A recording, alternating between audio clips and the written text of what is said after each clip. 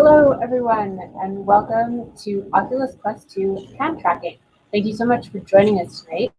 Firstly, and most importantly, can you please indicate if you can hear me and see me? You can just type a yes in the chat on the right-hand side, or send a thumbs up, or whatever your favorite emoji is. Thank you so much. Hello, Tara, Chris, Darlise, Greg, and Jason, who's teaching tonight. Welcome to our workshop. Thank you for coming. We're very happy to have you. I myself am in Calgary, would love to know where all of you are at. Send a quick note, what country, what city, what province, state, where are you all signing into or signing in from tonight. As I mentioned, the chat is on the side here. Beside it, you'll see questions. That tab is where we would like you to put your questions. Seems very logical. If you put them in the chat, we will probably see them, but on the off chance we don't, throw them in the questions tab and we will come back to them at the end of the night. You'll also see a polls tab over on right beside questions. That's just for me. I'll call it out. I'll say, hey, I'm throwing a poll up. I just need you to go in there and click your answer to the poll. It's super simple. We'll get to that in a little bit. I'm just looking through Central Ohio, Melbourne, West Michigan, Wellington, New Zealand, Gerlach, Warsaw. Hello, everyone. Wow, we have quite the diverse audience tonight. I am loving this. That's fantastic. So that was my little bit of housekeeping, just telling you about the tabs. A little bit about myself. My name is Shay Coburn, and I am the community manager for CircuitStream. I have over 5 years of experience in tech and healthcare innovation. Before this, I was working for a company called Arbor. They are a startup that seeks to align your spending with your values. Before that, I was with Hunter Hub for Entrepreneurial Thinking. We supported entrepreneurs in accessing the resources, organizations, individuals that they needed in order to grow their business. And prior to that, I was with W21C Research and Innovation Center. That was actually where I had my very first AR experience. They worked in medical research, and they were doing augmented reality training to help medical students learn how to insert a needle into someone's neck. So you can imagine that augmented reality was a very useful thing for that sort of training, so that you don't just go around jabbing random people. A fun fact about me, I have an Elvish tattoo, so for all of you Lord of the Rings lovers out there, hello, I am also one of you. Joining me tonight will be Jason Campbell, our head of engineering. Jason has worked in VR, AR industry variety of roles since 2012 and has worked with big data since 2016, so nearly a decade of experience there. He's built and managed 25 plus applications and delivered projects for all sorts of different platforms. And probably the most interesting thing that I just learned today, he almost once stood on a bear. So Jason can tell us a little bit more about that story when he comes on stage. It's a good one, a little bit terrifying, also adorable. He'll get to it. Our team, as I mentioned, I'm in Calgary. You guys are all over the world. So is our team. We've got people on practically every continent. There's over 20 of us, ranging in different disciplines, from obviously the instructor side of things, development, through to people like myself who have a communications background. So we're a very diverse team in a lot of ways. And CircuitStream is actually a Unity certified training partner. What does that mean? That literally means that we have been identified and approved based on our experience and expertise, our focus on quality education and commitment to providing the highest level of training available. So you're at a great place tonight with some very good people for this workshop. These are a couple examples of some of the companies that we work with. Our focus is on education and training, and we have worked with everything from the US Navy through to Walmart, Boeing, Facebook, Nike, Hershey's, VR chocolate. Sounds interesting, probably doesn't taste very good, but I'm sure it looks super appetizing. These companies are pushing the boundaries of tech development and are world leaders in cutting edge technology. It's an immense pleasure to contribute to the big things that they're accomplishing. And honestly, we work with them, but there's over 2,000 companies that are currently investing in XR Tech, so you guys are in the right place. I'm going to tell you a little bit about what we do. I've mentioned a couple times we work in education. Obviously, we have these workshops that you're participating in tonight, but we also have a number of courses that take the learning that we do in workshops and they take them a whole other step deeper. This is our flagship program, the XR Development with Unity course. This is a 10-week program with over 40 hours of training. That is a combination of live sessions as well as one-on-ones with our instructors, which are super valuable. The next cohort starts on December 1st, so you've got a month to decide whether this course might be for you. If you're looking for something to, dip your toes in the water, maybe you need a little bit more work with your code experience, you can check out C# Scripting Fundamentals in Unity. This is a 3-week course, 9 hours plus office hours, so it's a little less intensive. It does give you a really great base in C# coding and how that applies to Unity. So if you're interested in that, definitely check out this course.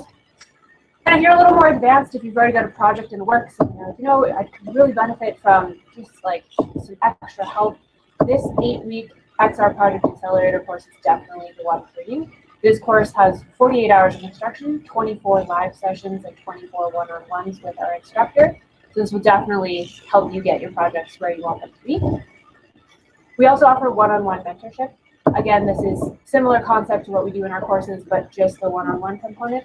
So if you're thinking, oh, I don't have time for a full course right now, maybe you'll just want to get a few hours in with some of our instructors, get your really important questions out on the table, and we do also offer that.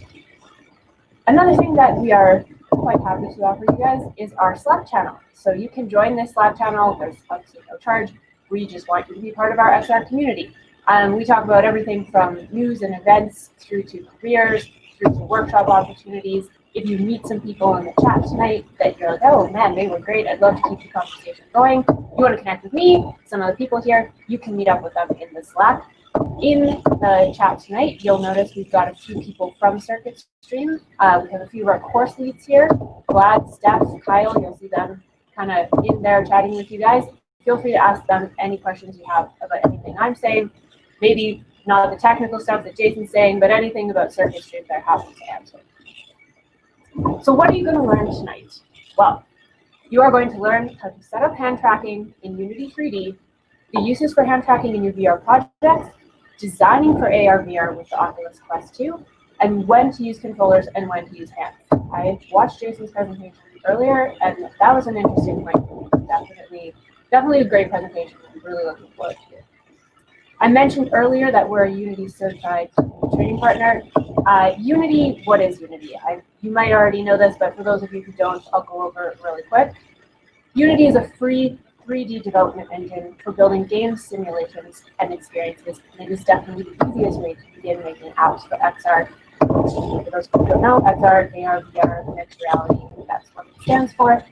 Unity allows you to take your idea, which is represented by this light bulb, run it through the program, Unity plus Visual Studio, and then you'll take it through a software development kit, which will push it out to your desired device, which you can see a few examples on the side there.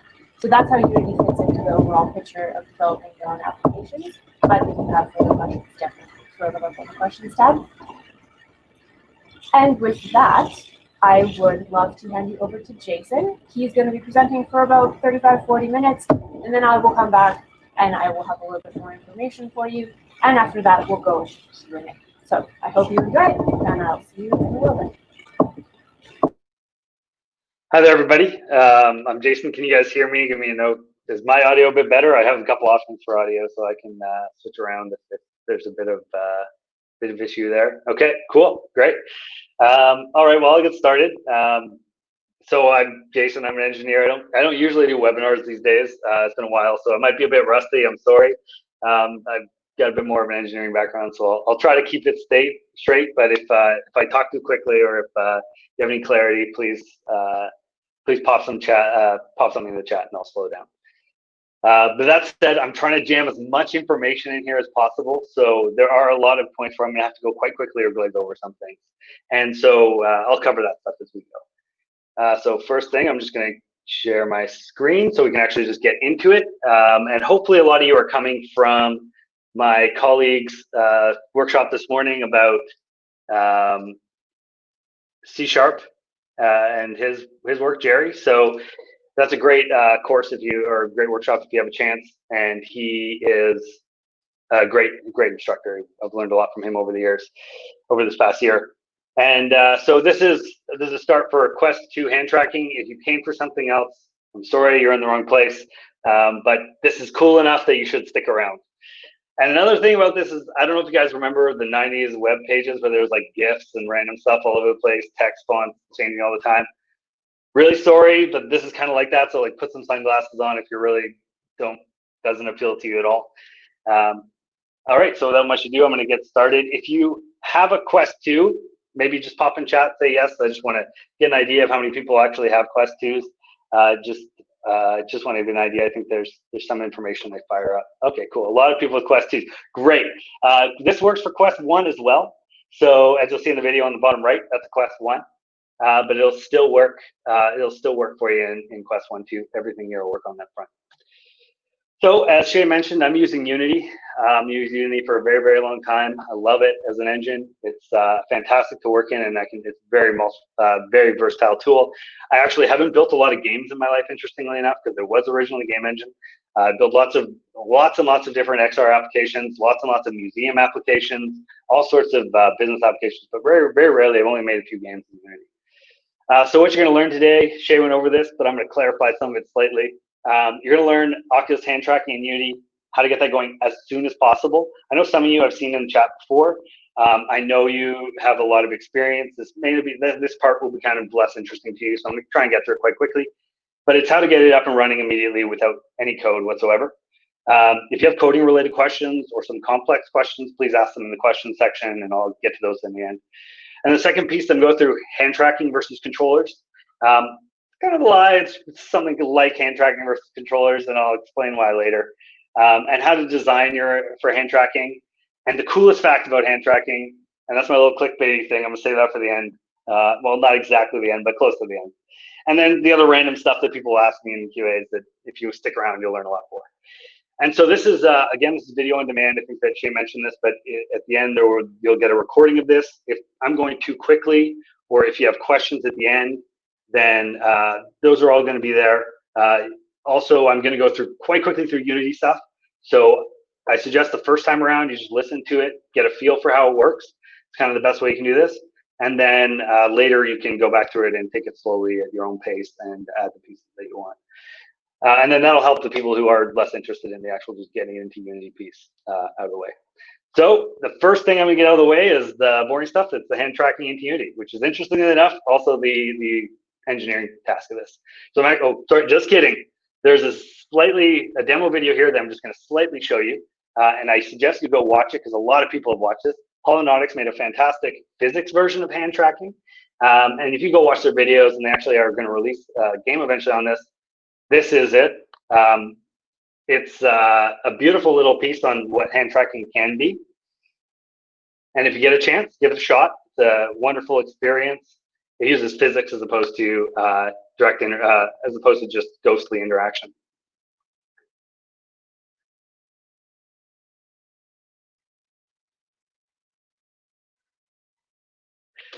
So I'm sorry, I'm not going to go through the whole thing because I don't have enough time to jam all the information I have into here and that video, but I suggest you watch it at the end. I'm going to list a huge number of resources that you can use, including a lot of research around these things that I'm talking about. And so I suggest you do hop on and take a peek at the resources or get the slides at the end of the workshop. So now I'm for real this time. I'm going to go through it. I'm going to give you the quick version of these. There's some pre-steps that you need to have set up that I'm going to assume that some of you have set up and some don't. So definitely suggest you do the following pieces outside of this workshop. And that is to set your headset up for hand tracking. There'll be a resource for you to be able to set that up for you at the end. Set your headset up in developer mode. That's going to make your life a lot easier. And install Unity and all its packages. And then there's a couple ideal pieces here that if you're a developer and you're making lots of applications, I really suggest that you do these things. And that is get an Oculus Link cable. And you get the Oculus app installed. And then a kind of bonus feature to this is the Oculus app. Again, all of these are going to be sent at the end of this with links to how to get these set up and how to get it going on your computer. But I don't need to go through this because, that's a support piece. We'll figure that out later. And this is quickly the Unity first time install, just because some people missed the Android edition piece. When you're first installing Unity, the only reason this here is for the slides for later for people to go through, is to just make sure that you do this little section here that says the Android build support, where you have the ticked off Android pieces, because the Quest it runs on Android, and so it works with most of the Android functionality. There's some exceptions. Facebook does a bit of a walled garden thing, but nonetheless, there's a lot of functionality there. And then the same way is if you already have it installed, you can just add modules on that section. I'll show you this briefly when I go through it. And so these are literally the 5 steps I'm going to do to make VR run or hand tracking work inside of my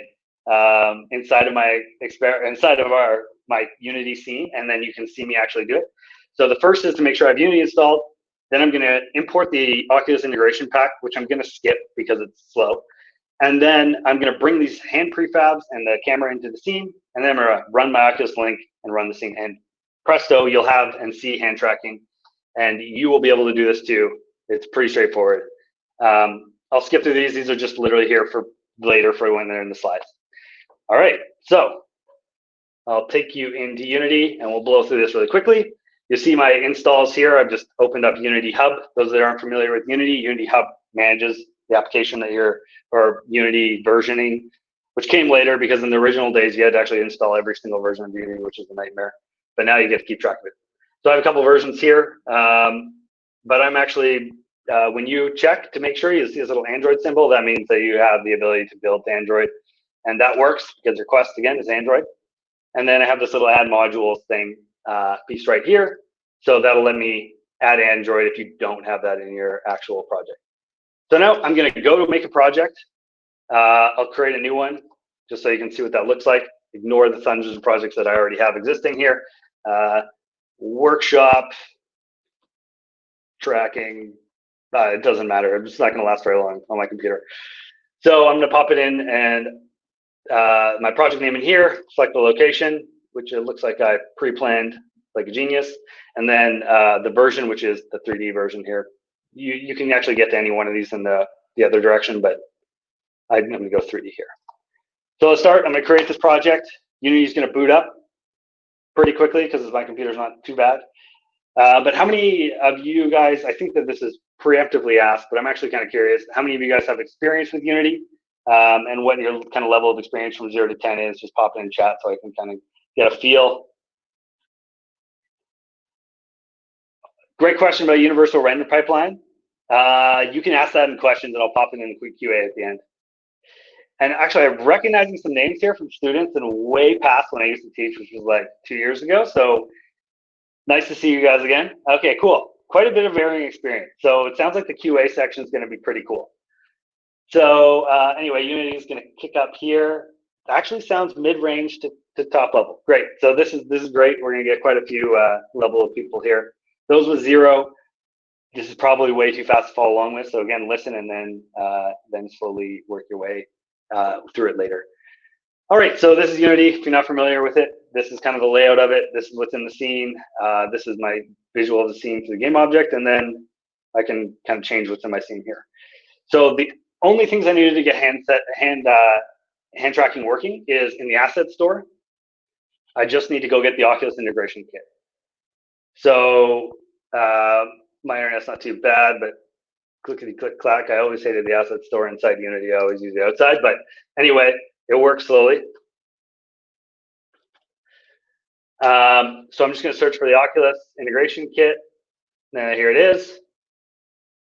And then what this is this is free. It's provided by Oculus. It makes your life 1,000 times easier. There's a lot of stuff in it. You don't have to add everything, but I suggest you do because there's lots of advantage here. Normally there'd be a download button if you hadn't had it before. Just hit download, and I'm hitting import because I already have it on my computer. But you'll see that it's going to generate a massive list of things that are in the SDK, lots of things like avatars, lip sync, kind of lots of different controller related stuff, and audio especially. Oculus is very good with the audio piece. So I suggest you take a peek around it if you get a chance. It's also in the course, some of the courses we have if you want to take some of those. Here we go, presto. Import Unity package, and here's all the things in it. I'm not going to import it because it takes a very long time and Unity has to reset, but I did already set up a project with it. So I'm going to flip over to that. So this project looks the same pretty much, correct? Difference being that Oculus already is installed here. So you see that this one, I don't have Oculus in the scene yet.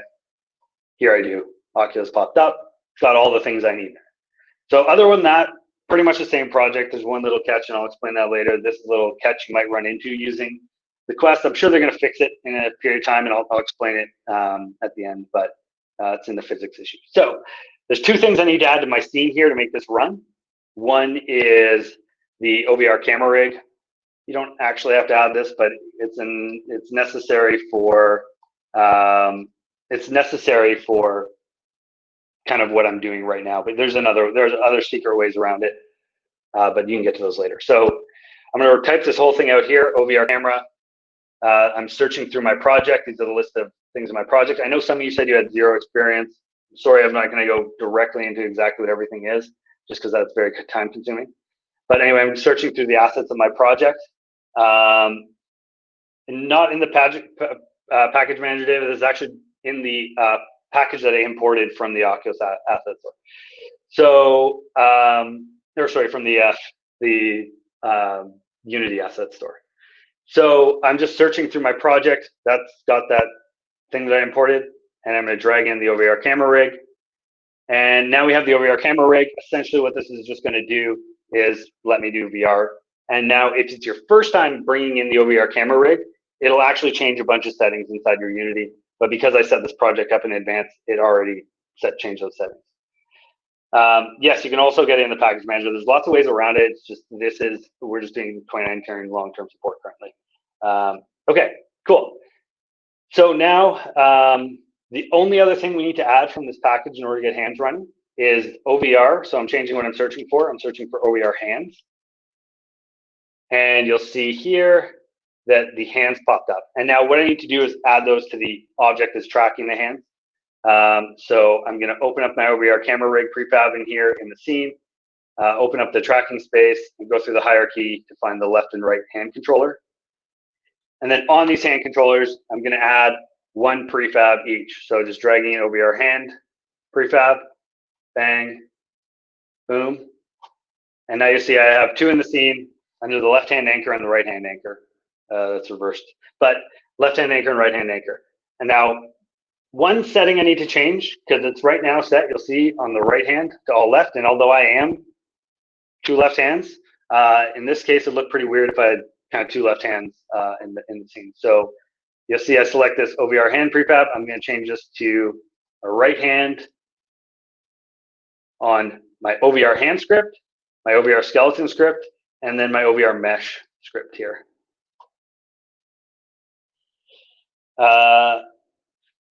Okay, so now that it's all set up, if I press play, something cool is going to happen. First of all, I already have my headset set up with Link. So that Link, as you see this cable that's sticking out here, Link allows me to run the application on my computer as opposed to onto the headset, and then it sends the application data to the headset. And on top of that, with hand tracking, it's very important because otherwise you can't really test hand tracking inside the editor. You have to test it inside the headset. So what the Link enables me to do is actually also send hand data back on hand positioning. And it's not as perfect as in the headset, you'll see, and I'll show you some little interesting disparities. But nonetheless, it's a very useful tool in order to do this properly. So here we go. I'm just going to hit play here, pop my headset on.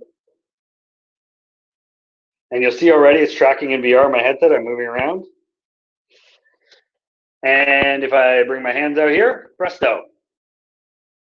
I literally didn't write a line of code. I'm not going to write any lines of code in this workshop. I'm just going to tell you lines of code if we want questions later. But otherwise, there's nothing else. Oculus made this as simple as possible for you to get your hands moving. You'll see I can make some gestures here, and actually the Oculus symbols are popping up. So everything's working in kind of the expected way. You'll see there's an error here in the tracking. I can't quite get my Vulcan live long and prosper symbols going. But nonetheless, it's tracking. And you'll see if I try to bring my hands close together, they disappear. This won't happen as readily when you're in the actual applications, but when you're in the editor, it doesn't track properly or completely the same way it does in the headset. So that was it to get it running. And if you're wondering about the Link setup, it's actually super straightforward. You just need Oculus running on the Oculus app running on your computer. And then in the headset, you'll see there's in the settings option, there's an Oculus Link cable. And actually, as soon as you plug the headset in, it should pop up and say, would you like to run Oculus Link beta? Yes, the Oculus app's available on Mac too, pretty sure at least it is. And the idea is essentially that they're trying to make it so that you can actually run and build applications on your local desktop and then kind of stream to your headset. It's also so you can actually use if you have Rift apps, you can actually use it inside the headset. Okay, thank you, Kyle. And So the next step here is I'm actually just going to do one more thing. This just kind of makes this a little bit more interesting. And this is a gotcha for you more experienced programmers that are just trying the SDK for the first time. We're going to actually use the physics colliders associated with it very quickly. And the gotcha is that if you do it by default, the physics colliders do not operate smoothly. And the reason being there's a time step issue. So to set up your colliders, you just select each hand. I'm going to select both of those simultaneously. So if you press Control, you can select multiple things in your hierarchy simultaneously. And then the one thing I'm going to check is I'm going to enable my physics capsules. Actually, maybe I'll do it with my right hand so you can see the difference. I'm going to do it with my right hand only. I'm going to enable physics capsules. And then the other thing I want to do is I'm going to turn on my skeleton so you can see what those physics capsules look like relative to the actual shape of your hand. So I'll turn on my skeleton OBR skeleton renderer here, and I'm going to check on render physics capsules. So what that'll do is just show the literal capsule colliders for your hand when it's running. And the one gotcha, if you're experienced and just trying to get into it, is that the physics, you have to change the physics time step. So in your project settings, you've got to go to the time function here and alter the physics time step to be 0.005 or just something smaller, and then the maximum allowable 0.05. These numbers aren't exact. You can actually change it to a lot of things. Just point being that you have to change it from the Unity defaults because there's some bug where it doesn't actually fully track the hands. I'm sure that'll change. They're very typically quite responsive. All right, so I'm just going to show you what that looks like. Oh, actually, let's put something in here for me to interact with. I'm going to put a cube. So I'm right-clicking in my hierarchy, creating a 3D object cube. And I'm just going to scale this to small and then alter it to be right in front of me. Okay, cool. Okay, here we go. And if you see now, my hand looks a little funky. All those are the capsules that are actually the physics capsules, representing what's happening or what they're tracking. And they're actually the physics piece. So right now, this hand goes through this cube. It has no physics relationship. It's just a ghost hand. Oh. And then this right hand, if I go through this cube, oh, I didn't turn on the rigid body. Let me just add a rigid body to this. And whoops. If I select my cube, I'm just going to add a rigid body to it. Don't worry, you don't have to do this. It's 100% not necessary. I just want to show you how you can get the physics going. Turn off the gravity. Boom. Okay, here I am again. Hand through, nothing cool happening. But when I move my right hand now, I can kind of guide this floating cube around by default. Now, this is not just a note. This is not how Holonautics does it. I'm pretty sure they write their own scripts because there's more lag in that version. But this is a very cool way to kind of to get your cube to get some physics going right away. And if you're doing any kind of interaction, typically you'd use something like physics colliders. All right, so that is the fly through of Unity. Because there's lots more to cover, I don't want to go through every single piece, but if you have specific questions about hand tracking, please pop them in the chat at the end. I'll try and give you as much coding related stuff if you have very specific coding questions, because that's my joy. I love writing lots of code. But that's it. That's it to get hand tracking. That's all you need to do. I didn't write a lick of code there, and it's in there. I can move things around. If you prefer to use visual coding like Bolt or anything like that, then you can use that to make your application run. But Oculus makes it simple for you to actually get your hands moving in VR as soon as possible.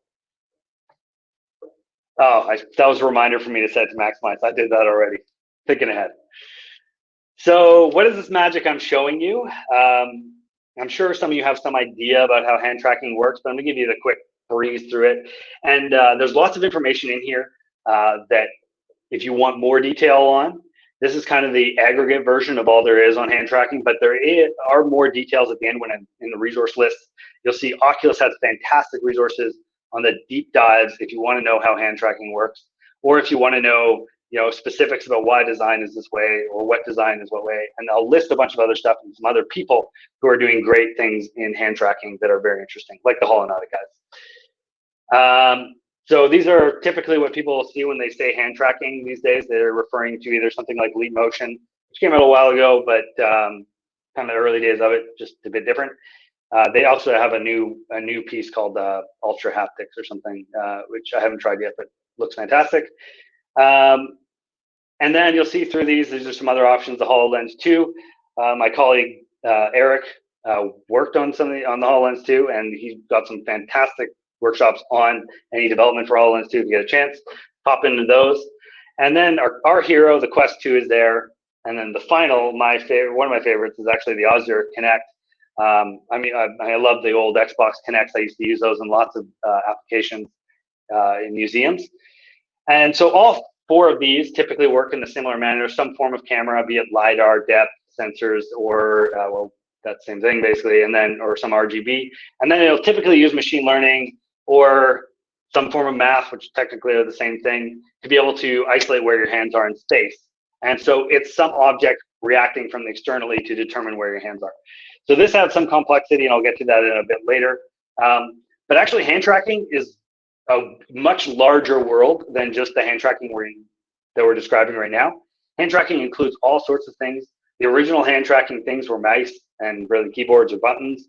These are only tracking in certain ways, but they're kind of the OG version of hand tracking, where you're just tracking you have to interact with a physical object in order to track the hand, but you are tracking hand position through space. If you're familiar with any of these objects here, cool. The more you can tick off in your head. Actually, if you can name some of them in the chat, that'd be great. The bottom right one is from the OG VR experiences. Those are a long time ago. And then the top right is from the newest wave of VR experiences. Yeah, the Razer Hydra, man, I used to love to develop on them, but that was also a nightmare. It's not great at tracking. It uses magnets instead of what we do mostly now, which is using either some form of camera. And yep, all right, cool, Power Glove. Yep, sweet. I guess it does say it on there, so I kind of cheated on that one. Leap Motion was in the previous slide. It was the hand one that you can see kind of moving around, the hands above it. And actually, I'm going to get to Leap Motion later, because they were kind of like the earlier phase of what we have hand tracking today. You'll see they have some great preliminary design suggestions on their website. And generally speaking, they've been doing lots of talks about how to integrate hand tracking into VR and AR. So they're kind of stretch a bit further than a lot of the other hand tracking forms. All right, so there's a hand tracking continuum based off of that. Anything, and it kind of lands into this idea of there's one dimension of tracking, which is like a button where you're just literally putting down is recording the up down action of the button, all the way up to a 3D tracking, which is our Quest today. So kind of the 2D trackings are the classic phones. Oh, my phone's being used right now. Phones, mice, where you're tracking on a plane. You're tracking different points on the hand, but you're tracking the hand. And then also that there's different levels of what you're tracking. And I gotta tell you, Quest doesn't actually reach the maximum of all these things. Quest so there's a single point, multi-point mesh. So single point being like a mouse where you're tracking just a hand motion. Or a multi-point is something where you have basically you're tracking multiple points in the hand. And that actually classifies also for like touchscreens where you have multi-point touch. That's an interaction that includes multiple levels, multiple points. And then there's a very large difference between what's hardware you have to interact with and hands-free that we use today. And there's different scales of that I'll get to in a second. And what are the characteristics of the Quest hand tracking? Well, it's 3D tracking, but it's not total free range 3D tracking, because you're limited to what the Quest can see. So the Quest has cameras on it. Hopefully you can see this. There's 4, 1, 2, 3, 4. The Rift had 5, but this one has 4. And that can only track a certain space in front of you. And so I'll get to it a bit later too, but that limits how much you can actually see the hands for. And it is hands-free. You're not grabbing a controller. You can grab a controller, the cool Quest 2 controllers. You can grab those as well, but the reality is that you don't actually need the controller to interact. Now you can pretty much do it all by hand. That said, no games basically are full controller. I'll explain that later too, though. So the other thing here that's happening is it's multi-point, but it's not multi-point where it's measuring your entire hand. It's multi-point in that it's kind of inferring where your bones are on your hand and approximating the scale of your hand and what your position of your hand is based off of roughly what those bones are, so to speak. They're not directly all the bones in your hand. There's a lot there. So things like skin texture, my skin texture here, kind of pasty. There's no blemishes that show up on it. The color doesn't come through. All those things are ignored that are on my skin. It's just purely trying to calculate my position. And so that means that if you have any kind of, this stretches a little further, if you have any issues with your hands, or like it's not very accommodating, if you're missing a finger or if you have webbed hands, then the experience doesn't work properly. It doesn't work in the same manner. So webbed hand people are definitely not accommodating. So hand tracking is just another input device on that scale of line. So you're going from far left to far right. This is definitely reaching towards the full future where there's tracking every atom in your hand. That's the perfect scenario, one-to-one. It's reaching farther to that than we ever have before. Oh yeah, so I missed my joke, but my joke was essentially that you wouldn't want to use your input in any way, but I'm just gonna do it. I'm just gonna do my joke. So you wouldn't have hand tracking. I mean, you want to pick the right input for the right application. So like you wouldn't want to play Dark Souls on bananas. Okay, it's a pretty funny joke, right? So the same goes for VR. You don't want to be able to. Thank you for the laughs. Appreciate it. I'm known to Kisa, who does these workshops a lot of the time, and she does puns that are just epic. Anyway, we'll get to those later. So now we're going to get into the meat of controllers versus Quest hand tracking. So what the differences are, what they truly are, and kind of what that means or what questions you should be asking when you're building applications. So precision is way down in hand tracking because you're approximating hand position. It's not perfect, and if you ever get a chance, try that holonautics experience, you'll see how different precision is. Whereas controllers, it's typically just a simple mathematics. There's not a lot of calculation where it is. So if you're doing VR controllers especially, it's pretty accurate. Whereas my hand motion, not so accurate. The other piece is because there's so much additional calculation happening, latency goes way up. So they have to calculate in the camera range where your hands are. They have to isolate it, and then they have to isolate where your bones are. Whereas the latency on controllers is typically a lot lower because they're either direct connected or there's no or limited calculation to be made. But input possibility changes significantly. So on anything like these controllers, you're limited to what the hardware manufacturer thinks. So there's all these buttons on it. You're limited to those buttons, and you're limited to what those interactions could possibly be. Whereas with input on your hands, anything could be a button. Anything could be, any shape could be a button. You could put buttons anywhere. They're really just an infinite level of possibilities. Not truly infinite, but there's a pretty good large possibility set there.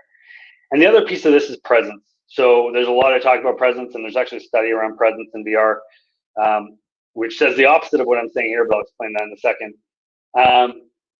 But presence typically goes up the more points on a person you track and they get to see. So what that means is that, if you're tracking your feet and your hands, you're pretty good if they're single point. You're even better if that's multi-point. So every person, and this is the caveat to that, every person is an expert in using their own hand. So you're awesome with using your hand, and you know how it works. It's a bit weird when it doesn't work the way you expect. And latency is a factor in that. Precision is a factor in that. So if you're trying to interact with something and it doesn't feel like you anticipate, that'll actually kill your presence quite significantly. But when you do it right, you can crush the presence of any other controller experience. And now the best part about VR, I think this isn't my secret coolest fact, that's coming later. The best part is that it's a new paradigm. There's lots you'll see, especially right now, people like Dan Bokamp who make incredible experiences that are just varied in how they work.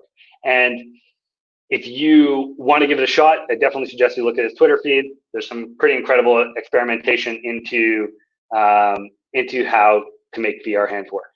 Also, again, the holonautics guys, but there's lots of this. If you frequent any subreddits related to VR, you'll see all of them pop up all the time. I suggest you gobble up any kind of VR experimentation that you see and watch it and try and extract it yourself. Maybe try to replicate it as a test. It's a great opportunity for you to kind of experience different different options, and really see for yourself what you can generate. So like controllers now, like VR, when we first started making VR games, it was very different. We didn't know what they're going to look like, but now I think for the most part, people have expectations about how to interact with a VR controller. What's going to make them teleport, what's going to let them interact or grab things. Part of that is set up by design documents that like Oculus setting up that require or suggest that people use the grip button for grabbing things. But nonetheless, that isn't the case for Oculus. Their design documents for hands are essentially, these are some things that we know don't work, make some stuff. So they're looking for people to kind of generate that paradigm that they can create. Whoops, did I go backwards? I went backwards. So the other piece of this is, okay, I also said new paradigm. Someone said new paradigm question mark. I took out the slide that also said oldest paradigm because everybody uses their own hands, so they know what they work like. It's different in VR though. Approachability is way up. So if you are building for companies or enterprises, which I build a lot of applications for companies and enterprises, there are typically a lot of people who don't touch VR ever in their life. They'll come out, they'll put on a headset to do whatever it may be, training, some kind of teaching experience, whatever, and they will have no idea what this thing does, how to make it work, and be very confused by it. But their hands, they have a pretty strong idea of it. So it makes it approachable for people that are completely new to VR. It makes it a lot more easy for them to interact. One thing you have to know here is I've always had this experience demoing VR to people, is people never seem to think their hands are involved. So they never look or bring their hands into the picture. Sometimes they will if they're really confused and want to try and touch something.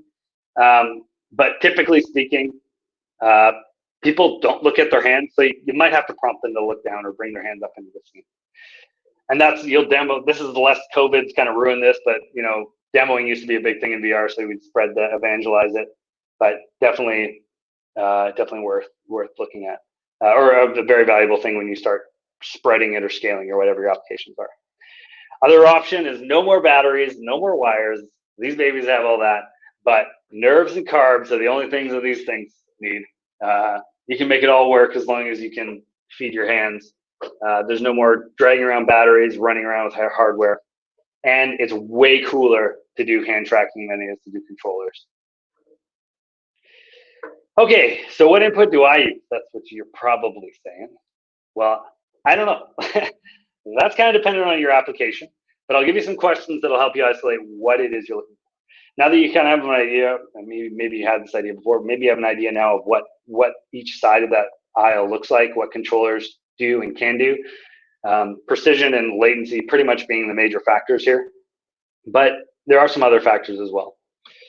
So these are questions you should ask yourself every time you're starting a new application, whether or not you want to do VR or whether or not you want to do AR. These are the questions for the input side of it. So how complex are your interactions? Obviously with precision being low, you can't do a lot of very complex actions, and you'll see in the future slides on design coming up some ways to accommodate that, but nonetheless, there are limitations for what you can actually do in complexity. So if you're doing something like a Konami code inside of the application, you probably want to use something like controllers. And latency also being a factor there too. If it's a complex and fast interaction, then you're probably not going to want to use hands for it. What is the audience for your application? So if it's a first-time user to VR, it's a level playing field for hands and VR controllers. But if it's a VR experienced user, they've definitely used controllers for a long time. They're very comfortable with it, and you're probably better off using controllers because they'll probably be experts in them compared to actually switching to hands, because there's a little bit of a learning curve. And now this is actually the kind of biggest one, is the risk tolerance. If you're making an application that's going to be important or running in a field, there's a way higher risk if you're using hands. You can't predict all the scenarios. Everybody has different hands. You'll see that there's actually kind of some, like it misses some skin colors in some ways, and then it misses some kind of hand. If you have any kind of problems in your hands, that kind of stuff is missed. So if you have a really low risk of failure for your application, you're not playing around, or you're not building an application that you can redo the input on a dime, then I would suggest sticking with controllers for the most part. And the other part is, how do you plan to scale this application? So this is a +1 for the hand camp. If you're scaling this to a large company and you're doing 500 applications, You don't have to deal with controllers as much here. So you don't have to deal with someone on site dealing with their, putting the controllers into action, charging them, putting the batteries in them, so on and so forth. And I think you can kind of figure out how that scale piece works. But the other part is, and I'll touch it on the end, if you want to put it on the Oculus store, there's a big catch there, unfortunately. So if you're planning to scale to the Oculus store, I'm going to tell you right now, plan for controllers. And so the final piece is, this is actually also very important. How big and diverse is your QA team? With all the craziness that happens when you're building these applications, and the lack of control you have over what hands are going to do and how people use them, you really have to QA the heck out of your application. I really suggest you go through and QA every piece of it. All right, so now I'm going to gloss over some hand tracking design. There's a fantastic talk by Oculus that's linked in the resources on multimodal design and dealing with hand tracking, and also the very specific research they did in order to do it, which is always valuable if you want to know the kind of why and how we make how design comes to be. So this is pretty cool, but hand representation is the first piece. Obviously, you have to represent these somehow because we're not matching the mesh of your hand or the texture of your skin, so on and so forth. So you have to create some kind of 3D avatar for your hands, and those dictate the usage expectations. So if you put a flopper for someone's hand and they're following their hand, that's going to be an entirely different experience, and they're going to expect entirely different things out of that compared to something that's very similar to real hands. So the more real you get, or the more close to human hands you get, the more people expect to be able to do with them.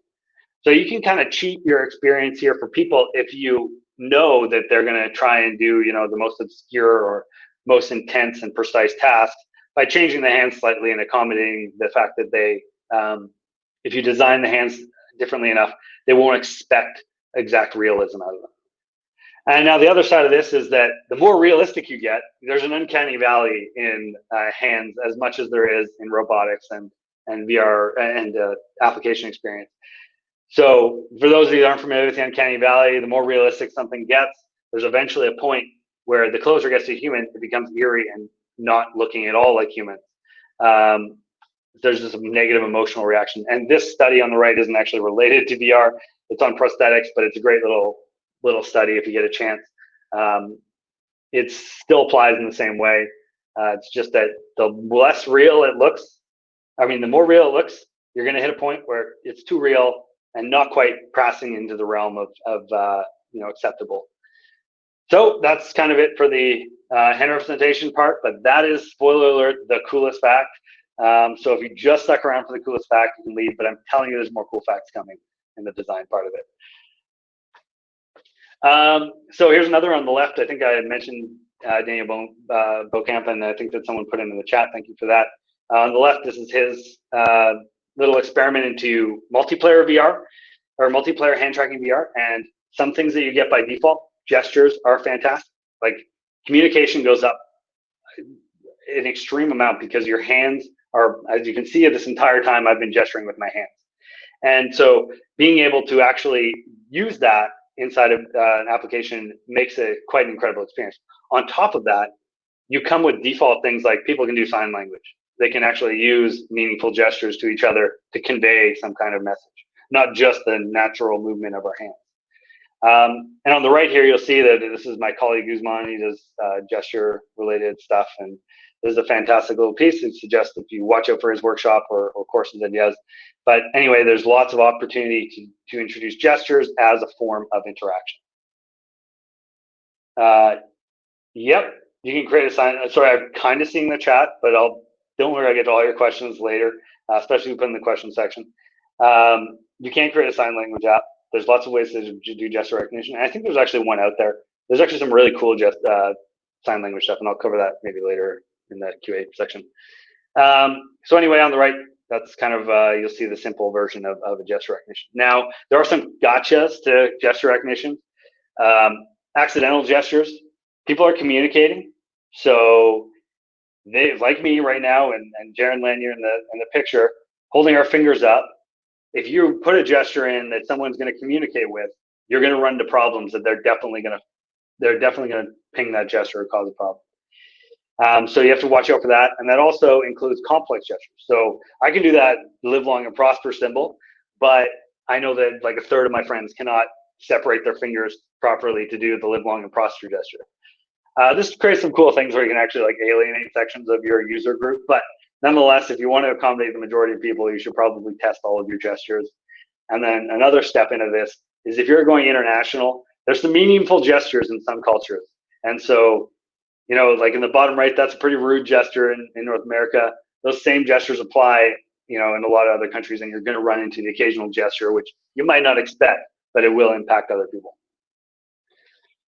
So QA that stuff. We're testing. Ask your friends from other cities and provinces and wherever you may be. So this is someone asked about the Leap Motion. This is actually an old demo from the Leap Motion on UI and the hand. Works great on Leap Motion here. Looks cool. There's a problem in Quest, and I'll get that in a second. But this works really well on the Leap Motion because of the way the cameras are positioned. They're actually underneath your computer here, looking up. Or actually, maybe this one's on your forehead. I can't remember.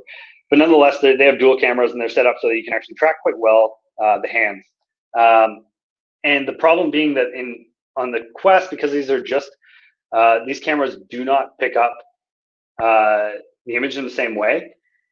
They really suggest that you do not do anything that's like UI on the hands. So reason being that your hands will interfere with each other. And if you saw in the beginning when I was in Unity, when I put my two hands together and they disappear, that's a problem. So they actually really suggest, and they've trialed this several times, UI on Unity. If you're going to do anything related that has two hands interacting with each other, keep it simple and keep it quick. But that said, this is awesome on Leap Motion. Tried lots of different experiences there, and this is pretty cool. So again, another thing on the tracking volume is actually the visible area. So we are limited. If you want someone to grab something off their tool belt or gun holster or whatever that may be, they're going to have to look down every time to reach down to grab it because their hands aren't going to magically know, or your headset's not going to know where your hands are if it's out of sight. So take that into consideration. Like pretty much everything that's not in front of you is probably either going to have some cues, design cues, to make people look at it to do an action, or you probably just want to rule them out of your actual application. And I talked a bit about this earlier, but there are ways to get around the fact that there's poor precision in the hands and that it's a bit of a hit or miss whether or not you can actually interact with something, play the drums, whatever that may be. You can actually transform the space. So like in real world, we kind of do this with levers. Like if you have a big lever, when you grab it, that's a lot of motion to make a small action. The same idea is happening on the left here, where by grabbing the little thing and pulling it out, you're actually transforming the space from being a small space where you maybe move it up and down a little bit, pulling it out to indicate that you're doing something. And this gives you an idea that you're transforming in a larger space. So you actually decrease the resolution of your move. So you actually making it easier for people to do small interactions. And then on the far right here, like the complexity here is you're transforming onto a 2D or UI. And Oculus is a fantastic piece on this about just literally how long it took them to do the ray tracing from the hands to the screen. In this video, there's ray tracing from your shoulder through to your hand to the screen. Suggest you watch it, it's in the resources. But this is a way to transform a small action into a larger action in this case. So if you're projecting onto a screen and you make a movement, you can actually make it move faster than you would in a smaller area, which is beneficial for another thing that's coming up. That's comfort. So typically, you'll see this is counter to what I just said about the headset and what it looks like. What's comfortable for you, probably going to be comfortable for your users. And that is elbows typically in a comfortable, relaxed position and hand, at best kind of 90 degrees-ish. And that's roughly where people could play all day. But like I said before, the sight range on the headset is not fantastic. So you're going to miss a lot of the interactions at this level unless people look down. And there's a kind of a zone range here too. And that's that, right in front of you is the ideal comfort zone. And there's actual numbers in here if you take a peek. It's roughly based off the normal average human size. But you don't want to stretch people out so they're reaching out all day. And the classic example of this is the Minority Report example here on the right that people love for AR. And I love it too, but this would be the most exhausting job. It looks like a sprinter with his arms. So keep in mind that you don't want something where you have your actions all the way all over the place and arm length at an extreme you kind of want it in kind of a moderate position. And the left here, this is also the same guy, Daniel Bokamp, is the constant action idea here is, this is awesome. I used to love these little things when I was a kid, but the idea of constantly moving your arm throughout the entire experience, give it a shot here. Like if I hold my arm out, I have a shoulder problem. This hurts me right now, literally just holding my arm out. You're going to run into a lot of people with those kind of problems. So long interactions do not work, especially if you're holding your arm out. All right, so this is the last kind of thing, because I'm really pushing time here, and I want to answer all your questions. And that is that hand support in Oculus is kind of an iffy thing right now. They won't put your application on the store unless it supports both controllers and hand tracking. So you're going to have to plan for that. If you want to scale your applications to users on the store, then you're going to have to plan for the fact that you have to also accommodate controllers and hand tracking, which is two entirely different paradigms. It's going to be more complicated for you to deal with. So take that into consideration when you're building. And this doesn't apply if you're using something like Oculus for Business, or if you're scaling internally in a company.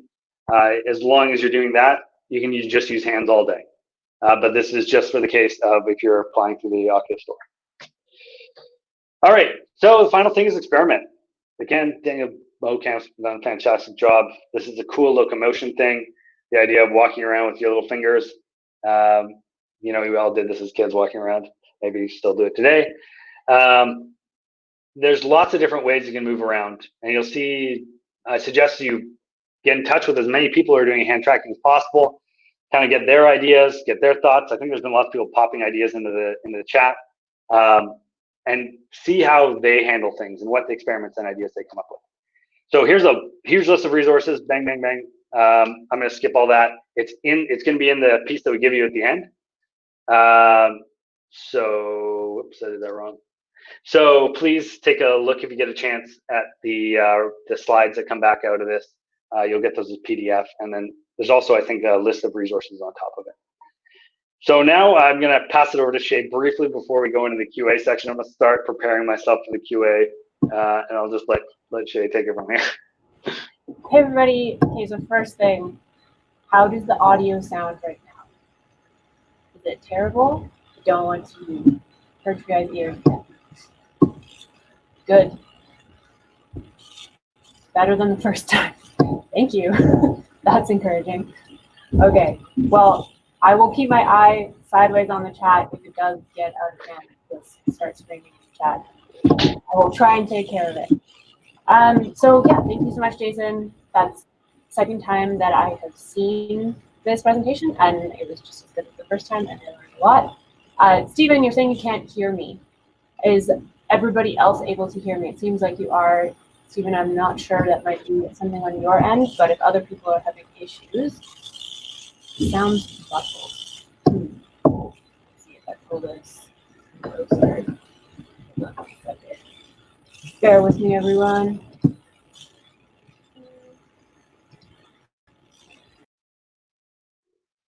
Oh, I think we lost Shay briefly. Okay.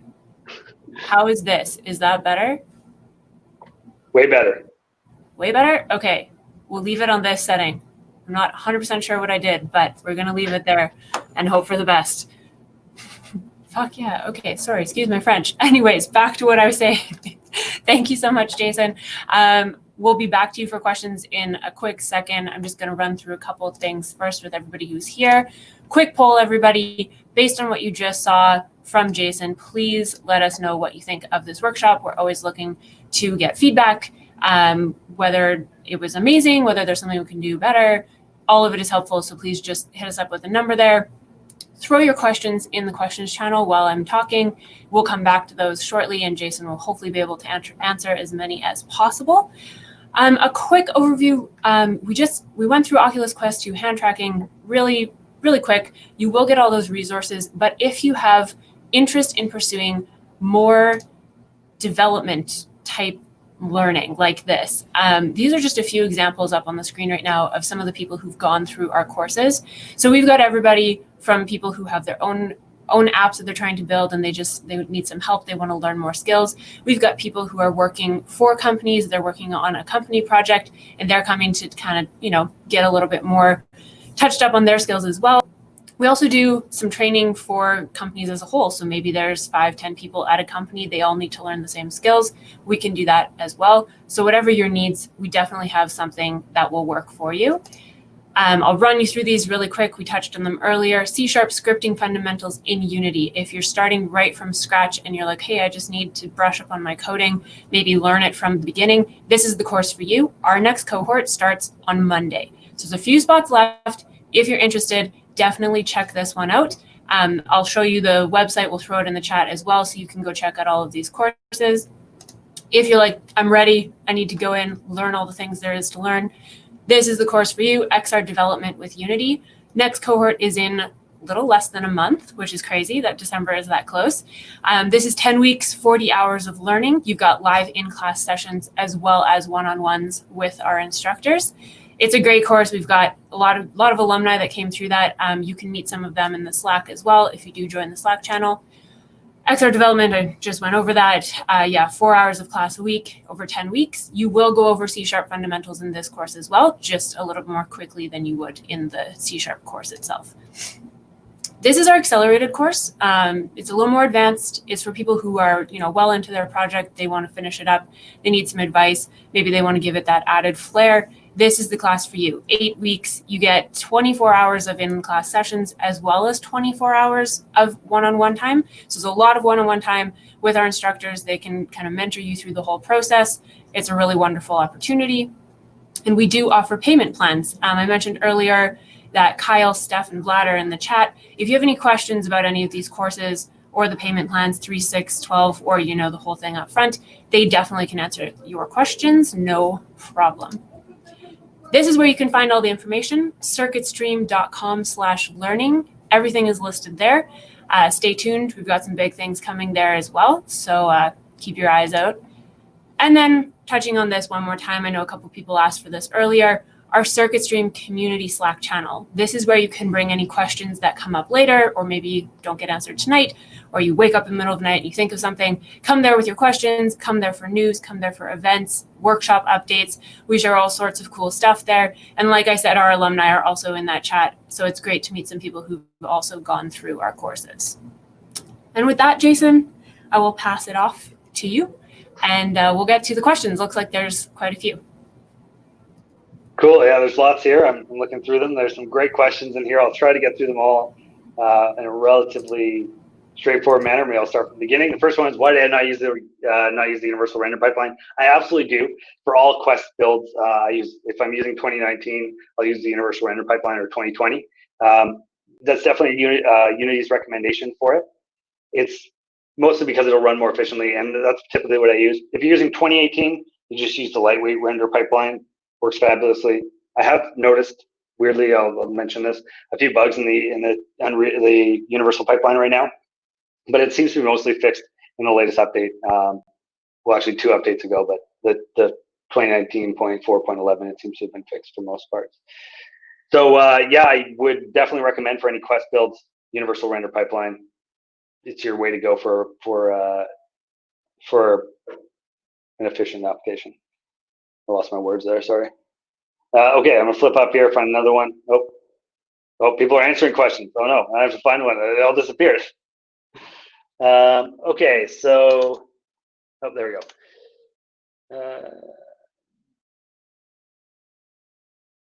David asked, if you start off in 2019 LTS, long-term support, can you migrate your application to 2020 once the code has become more mature?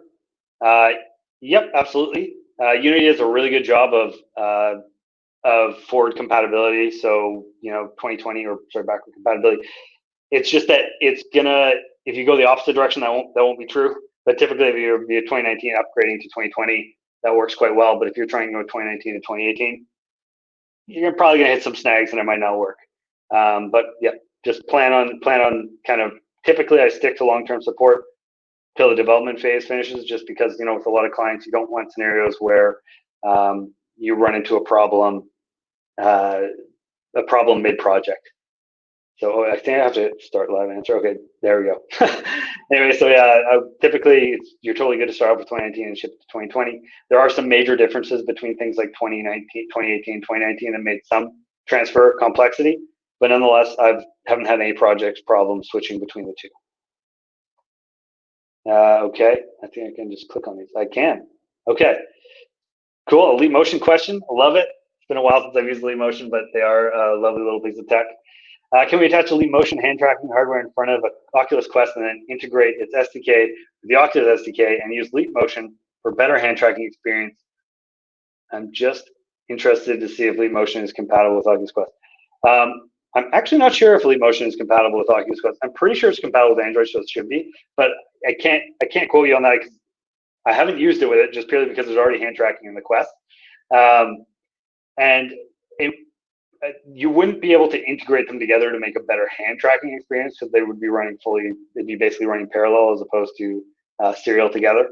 But you could definitely do some really weird experiments like that. You get some really weird experiments if you want to give it a shot. If you do that, report back to me so I can give it a shot myself. But nonetheless, I mean, there's already hand tracking in the Quest, and it's fantastic. If you're building with the Leap Motion, like there's a really small percentage of your audience that will have a Leap Motion and a Quest to be able to do it. If you're just doing it for fun, by all means, go ahead. Okay, let me fly through up here. Josetta, great question. Yes. So actually, I'm not going to fully answer this question, and I know that you're actually taking the hand tracking course, I believe. Your name seems familiar for some reason. I don't know if I taught you, but nonetheless, the MRTK is fantastic too. And actually, the person I mentioned that worked on HoloLens actually works on MRTK. That's Eric, and I think he has a workshop coming up. Shay, is that true? We will have future HoloLens workshops, but Dan was dropping hints about big things coming. So stay tuned for some more info on upcoming MRTK short courses. That's all I'm going to say, but just stay tuned. Absolutely. So one of my colleagues, Eric, is a fantastic developer, fantastic designer. He actually worked on the MRTK project, and it works very well across most things. I typically don't use MRTK inside Quest. I'm actually not even sure if it will fully run in the same way, but nonetheless, I've used it in HoloLens, and it is great design, obviously because I have to work on it, but a great design nonetheless. And there's lots of out-of-the-box functionality that doesn't come with like the Oculus SDK. There's lots of interaction already design built into it that the Oculus SDK doesn't have. But I'm not going to answer that question fully because Eric's going to do an amazing job of it, and I'm pretty sure there's going to be secret workshops coming up about this kind of stuff. So anyway, secret workshops. Oh wait, also there's a chat. I forgot there's a chat. I keep listening to the question side. Oh my God, there's so many chat conversations. Focus on the questions first. Okay, sticking to the questions. Are Oculus headset IMUs drift free, or are they, pop this in here, or they too have drift like other IMUs? So actually, the IMUs are a supplement to positioning in the headset. For those of you who don't know, IMUs are kind of like the accelerometer piece and gyroscope that help identify where the headset's moving to, and it's how Oculus DK1 used to operate and handle all of its position tracking. So that's how they used to do when you move around. It wouldn't actually know where you were in space. It was just taking the rotation and orientation the rotation of the headset and its motion to be able to determine where you were. And that made the DK1 a very nauseating experience, but also amazing field of view on the DK1. Side note. And then on the Quest, it actually uses inside-out tracking, so it's using those cameras to actually locate. So the same cameras that it's tracking with your hands are the same cameras it's using to locate you in space. So it's supplemented by the IMU, but it's actually mostly handled by the position tracking of the actual inside-out tracking, which is kind of the new flair, and it makes the most sense in terms of VR tracking. So a lot of the older, if you have the original Quest, or not the original Quest, the original Rift, it was outside-in tracking where it had these like cameras set up in your room to follow you. So you have infrared tags in the headset, and you move around and follow you around. That's not so much the best way to do things now. Actually, the Windows headset was the first thing to do it, where it's inside-out tracking, And the benefit here is that you don't need anything in the room to be able to track where you are. If you're using something like Daydream, those ones are using their IMUs to basically track your position. And that's a little bit different. I don't know how many people use Daydreams these days anymore, but those point being that it's pretty drift free in your experience in the Quest. There's not going to be any problems. You're not going to have any problems tracking your position. And it's pretty almost perfect. It really is almost perfect. Well, it's at least perceptually almost perfect. Okay, another one. Oh, Usman's also typing a response to this, so maybe I'll skip ahead to the other one. I'll skip it to the other one. Oh, Dan's writing a response to that one. Okay, here we go. Jose, how much time do you think we will need to get the perfect hands tracking point and make it accessible for the average consumer? Perfect hands may be something that's, you know, nearly impossible, unfortunately, to do. Reason being that everybody's hands are different. And it's not so much that it's impossible, it's very plausible. There's actually some great SIGGRAPH talks on this where they've created mesh-based point. I talked earlier about the difference between single point, multi-point, and mesh-based tracking and the kind of scale there. Mesh-based tracking is like following literally the surface of your hands. So it's mimicking the mesh of your hands inside the VR experience. And that's pretty close to what you can get for perfect one-to-one experience. Kind of depends on the fidelity of that mesh. But the reality is that the complexity isn't in the actual doing, because like Oculus is pretty good at it. The latency is not great, but Oculus is really good at tracking your hands. The problem really comes in the experience. Is if you have to deal with all these different hands, the experience is going to be entirely different for every person. And the other complexity in this is that there's no haptic feedback. I didn't really cover haptic feedback. Covered a lot in our course and a lot of our conversations, but haptic feedback is a very important thing if you want to be able to experience like pushing a button. And like pushing feedback is the reaction that you get from when you normally interact with a button. And so like our controllers kind of do this nowadays. The haptics in here is like a little bit of a vibration. There's actually a haptic controller that never came to fruition that actually kind of reacted to your motion. But nonetheless, there's the haptics in here is a little bit of vibration to indicate that you've like pushed in or touched something. But then also there's a natural haptics of literally pushing the button in this experience. And we don't have that in the hands-free version. So there are some cool, if you look up the ultra haptics thing that Leap Motion's working on, it's essentially using sound waves to give some kind of feedback to users that they're pushing a button. And so solving perfect hand tracking is also solving perfect haptics or like hands-free haptics. And you have to kind of take that into consideration because it'll never feel like you're in the experience until you can actually feel the experience. So this kind of is handled in experiences like if you've ever been to a VR arcade where they actually make physical environment, they kind of handle this in a weird way, but it's not, you know, that's not obviously a scalable solution to the problem. But take a look at Ultra Haptics if you get a chance in the resources too. They're using sound waves to kind of give you some haptic feedback without hands-free, which is a really cool idea. Came from a paper that was a really long, old paper, but fantastic work by a couple teams. Okay, whoa, more coming. Yippers. All right, I'm answering, maybe I just say your names. Francis, oh no, I'm gonna terribly mutilate half these names, but Francisco, is it easy to switch back and forth between hands and controllers in the same Unity scene? How to handle that, or is a controller free mode automatically detected by the controller movement? So it is very easy to switch back and forth between controllers and hands in the same scene. It's actually literally just a drop-down piece in the Unity side of things. Also, in the VR experience, it's very easy too. They've made it so that you just put your hands out and the hands take over. And if you pick up your controllers, the controllers take over. But the one piece to keep kind of on that level is you probably want it more specifically designed for one or the other, but definitely for testing, it makes your life easier. You can switch back and forth. It's in the SDK, just a little drop down. There's actually one that says hands and controllers, make your life a lot easier because you can build for both and that change in experience where people drop or pick up things. I could probably, if we get a little bit further along, there's some more programming questions, I'll pop into Unity and show everybody that too. All right. All right. Apart from hands, is it also possible to visualize the rest of your arm too? Kind of. Oculus isn't doing it.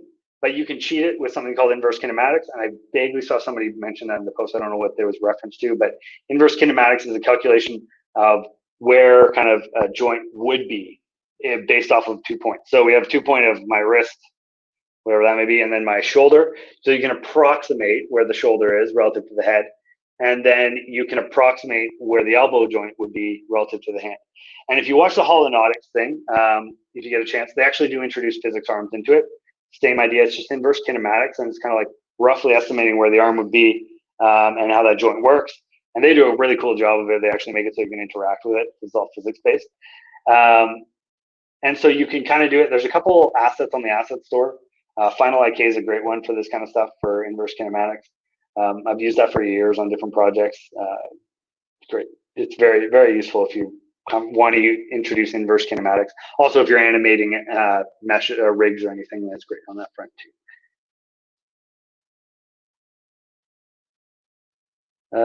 Could you please suggest alternatives to the Oculus Link cable? Would any USB 3 to Type-C cable suffice? You can use, so no, you can't use any USB-C to Type USB 3 cable to suffice, because reason being, it has to have data transfer. They actually used to suggest the Anchor one. If you look on the Amazon, I think there's the Anchor USB 3 to USB-C. You don't necessarily have to use the one on the Oculus Store. I'm actually using the Anchor one because I bought it before the Oculus had their own version of it. I'm not going to pull it out because it's going to make all these bing noises. I'm not going to see what's going on. So the important piece, it has to do data transfer, not just power, because the one that comes with Oculus is just power, and you won't be able to do that properly if it's just power, basically. And also, you want to get a long cable. So get a long cable, because it's going to be terrible for your dev experience if you're strapped a foot from your computer. And I guarantee you'll break your computer. I definitely pulled my computer off the desk on my old 1-footer. Will there be future session with Unreal? Oh, another secret future option here. Stay tuned to your email. The guy I mentioned, Eric, who also is a very fantastic colleague, is Unreal's his engine of choice. So maybe or maybe not, there's going to be some things coming out. I'll talk about. I'll leave that for your email. But nonetheless, cool secrets in the future. Oculus integration kit question. When you move the cube with your hands, do the physics respond to the speed force of your hands? If not, what do you need to do this? Okay, great question. This is kind of we're going to the root of how physics works here. You can make it do this, and this is probably how holonautics is doing it. But the reality is what's happening when I do it with my hands is it's not transferring speed. It's actually just, what happens is when I move my hands into the object, what's happening is the colliders are overlapping, and then the physics engine is trying to resolve it by pushing it out from the collider at the speed at which that its depth is. So yes, you can do this. No, that's not what I was doing. I was literally just using the colliders following my hands. And the thing that happens here, though, is if you do things like what holonautics does, where they have probably colliders following joints, it works well, like it looks cool, but you're adding another level of latency in there. So you can actually introduce a little bit more latency, which is really hit or miss. You really kind of depends on your experience. And again, latency is one of those killers for people feeling presence. So be careful about how much you're introducing. It was really important to you that the physics look there. I suggest you watch the holonautics videos. You kind of get a feel for it. But yes, in Unity, you can do that. You can cheat it with joints. You can use what are called joints, like a spring joint or a rigid joint or whatever you want to use. It's better if you're applying physics to it, your own set of physics, but you honestly get an amazing result just using a joint on the actual bone to the collider.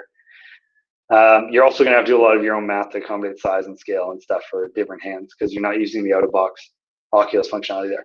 But I do suggest, if you just want to try playing around with physics, I mean, this is how I started when I was doing physics like a long time ago, is do that. Just do what I did in the workshop. Put an object on the screen in front of you, put a rigid body on it. A rigid body makes it a physics object.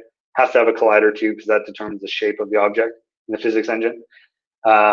and then you can kind of just move your hands into it, and you'll really get a feel for what is the difference between a non-physics interaction and then what is a physics interaction, like dropping it on another cube and seeing it. So the difference being that there's force applied compared to just the physics calculating, oh, these two colliders overlap, I have to fire this other cube away. That's why I moved really slowly, so that they wouldn't overlap too much and fire away really quickly. Little secret there. Okay, next one. Can we use hand tracking in teleporting application? Yes, and actually, if you play the Elixir demo or the Elixir application on the Quest experience, I suggest to give it a shot. Really cool for that cool comment, cool fact that I told you about, where hand representation changes it. It actually comes from that application and a talk by them. The idea being that in that demo, you actually change your hands transform multiple times into different types. But they introduced teleporting, and you can do it by gestures. The same point and click that Oculus uses for selecting on the menu. You can use something like that. And how Elixir does is this is a cool way of doing it. You hold your two hands up, and where you're looking between your hands determines where you're going to teleport to. So they take the ray between your hands and the gap in your hands and your face, and then that's where you're going to teleport to when you snap your fingers shut. So yes, you can definitely use it to teleport. You're just going to have to figure out the new paradigm of doing that. So Elixir did it by doing it like this, but you could do it the same way Oculus does it, single hand teleport, the HoloLens tap. You can do it in any kind of way you want.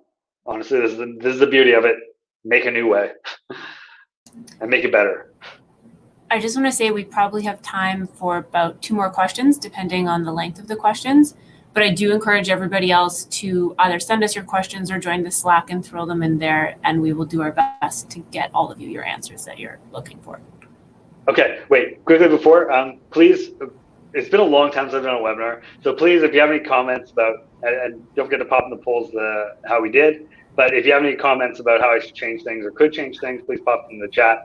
I love feedback, part of an engineer's job. All right, I'm gonna do this quickly, maybe I can get through more than that. No, I'm not gonna get through them all, but I'll try. Oh, someone just popped in I don't need to answer this, so I'm gonna skip this one. This is basically just someone answered different ways that you can use Oculus Link cable. Another opportunity to use a different Oculus Link cable. All right, this is like a 5-parter. I'm gonna try and get through all of it. Any standard gesture suite for linking Unity controllers you have? Any standard gesture suite for linking Unity controllers you have seen? No standard I've seen yet. You could probably make it. I assume the Oculus controller requirements that a standard gesture table linked to a button trigger access to controller requirements that are standard. I don't actually think they have any links directly to them. I haven't used that, mostly because the design is completely different between hands and controllers right now. Is there a record gesture and assign feature to recording of a hand gesture? No, but if you see Usman's gesture workshop or do his gesture workshop, he builds that from scratch. So you can see how it works. It's essentially just a dictionary recording and different locations, picking up transform positions. It's possible, and there are actually ways this is done in machine learning, but I don't think there's any out of the box way of doing it at the moment. And typically I've always written my own gesture tracking. This is the same one before. Can we use hand tracking in teleporting application? Yep, already answered that one. But you have to make it. Is there any way to track legs as we accurately without an external controller? It might sound strange, but it can be very useful. Sure, and absolutely this is one way. Let me first say, this would be an absolutely great way to increase presence if you do it correctly. Remember, the more points you're tracking, the more real it feels, as long as it's latency and it actually matches. I've seen this done in different ways. It doesn't sound strange, and it's definitely very useful. I mean, the first Kinect experience I had, my favorite Kinect experience was kicking a soccer ball at a net. But there's no way right now without an external tracker. Remember, the headset can only see in front of you right now, so your legs have to be seen in order to do it. And I don't think, maybe they are, but I don't think Oculus is dedicating a lot of resources to being able to track your feet too. You can roughly assume where the feet are based off of head position, but you can't accurately predict where the feet are. And like you could do it with external tracker, like I said, the Kinect or that Osler Kinect. They actually do full body pose tracking, and actually phones do this these days too. If you have the latest AR tech, You can actually literally track full body pose, but not in the Quest. That said, you have to pair a phone with the Quest, so you could try using it that way if you wanted to kind of mix it up a little bit. I know you said no external, but if you have to have a phone with the Quest, maybe you can kind of have fun with it. Loaded. I think I missed some. Okay. Yep, probably missed a couple. Okay, there is one more. I can probably do this, right, Shay? Yes, you can do one more. Okay. Could the VR experience I designed be shared or experienced by a second person in real time? Yep. There's lots of actually built-in functionality in Quest that help that. So, so there's actually a lot of Quest applications that do this. Mostly because they're owned by Facebook, and social engineering is their big thing. So there are assets on the asset store that'll help you do multiplayer, and some of them actually are out of the box for VR. Yeah, there's lots of ways to do this. I would suggest, this is a really long answer. There's a really long answer to this question, but the short answer is yes. I would take a look at the asset store and see what there is there already. The long answer is you could build this yourself too on top of it.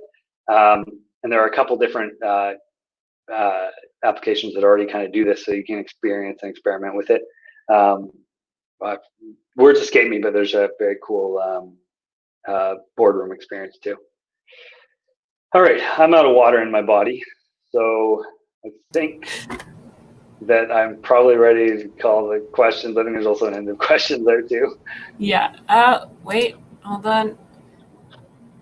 Oh, Yeah. wait, more? No, I think you got it. If, like I said, like third time, if we missed any questions, just hit us up in the Slack, and one of us will get back to you or tag the right person to answer it, etc., etc., etc. I'm also losing the water in my body, apparently. Thank you so much for joining us tonight, guys. If you haven't yet, quickly go into the polls. Let us know what you think. We have 2 workshops coming up next week. We've got an introduction to Unity Mars with Jerry, who was doing our C# workshop earlier today, if you were in it. And we've got VR 360 tours with Usman, who actually Jason mentioned Usman a couple of times, and he answered some of the questions in here. So if you liked this workshop, you'll probably love those as well. So please join us. And yeah, thank you so much for joining us, and we'll see you soon, hopefully. Thank you so much. It's a pleasure. Bye.